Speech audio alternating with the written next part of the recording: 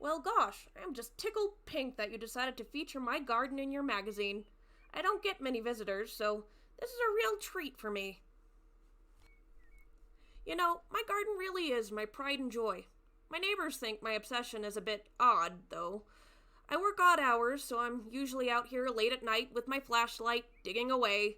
Apparently, there are a few urban legends about me among the neighbor kids. I never ask them about it, though. I can just hear it when I'm listening through the fence. You know, gardening isn't my only hobby. I like to collect newspaper clippings. Some may say it's a bit morbid, but I'm a big mystery fan, you know?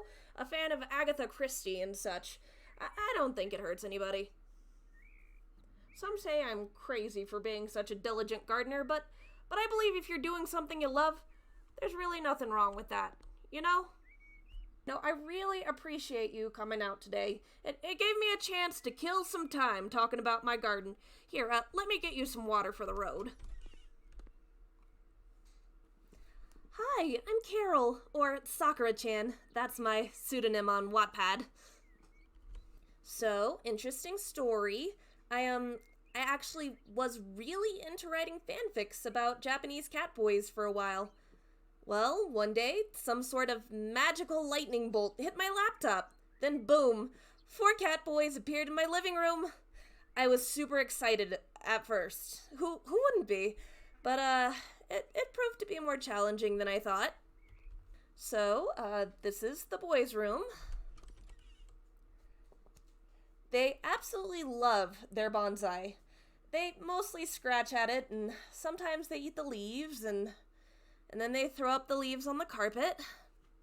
They love to sit here and watch the fish tank. Sometimes they just stare at it for hours. It's a bit unnerving. Had to put a lock on the top after the Mr. Goldie incident.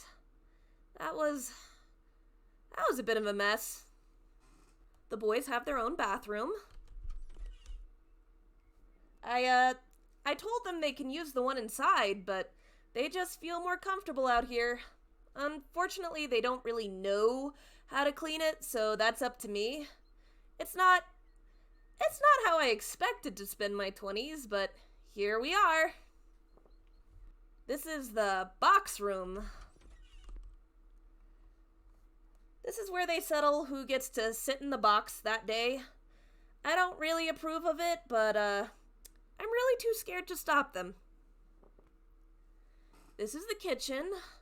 Don't worry about me giving the boys energy drinks. Those are for me.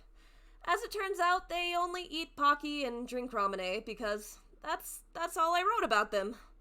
Man, I am realizing I don't know much about Japanese dining or much outside anime cliches. This is our living room. They like to listen to me read manga to them at night. Once again, that's the only hobby I wrote in for them, so that's really all they're into.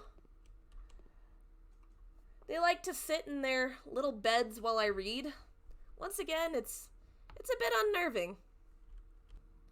You know, I feel that I've grown a lot through this experience. Of course, there is no intimacy between me and the cat boys. It seemed like an idea at first, but once you shovel a grown man's feces out of a sandbox, it kind of kills any of those ideas. I've actually been rethinking my whole fetishization of Japanese Boys! Boys, stop fighting! I am getting the hose! Mr. Johnson extends his apologies for his absence, but he is not present due to pressing matters somewhere else. I am his secretary. I will have the honor of presenting his home today. Mr. Johnson places great importance on a well-manicured lawn.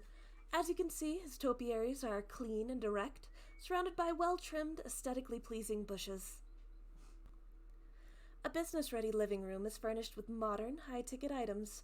One's taste must be as valuable as one's time. Mr. Johnson eschews cooking, as every meal is a potential meeting or networking opportunity at a nearby eatery. He has instead elected to display a baby grand piano in the space. This implies intellectual superiority to prospective clients. The most important room in the house is the office. Mr. Johnson has wisely furnished this space with a large teakwood desk. He is flanked with bookcases full of classical literature that he has not had time to read, and trophies procured from a nearby thrift shop. Of course, there is an appropriate area for clients as well. Mr. Johnson has wisely made every client-facing room strategic. This includes the bathroom. This facility sports a golden shower and a decorative houseplant. It must be noted that the toilet tissue is placed on the floor. This causes the client to stoop for the toilet tissue, lowering the client's self-regard. This will inevitably lend to Mr. Johnson having the psychological upper hand during negotiations. Mr. Johnson wishes to close with this piece of advice for young entrepreneurs. The house is for your clients, but your bedroom is always yours.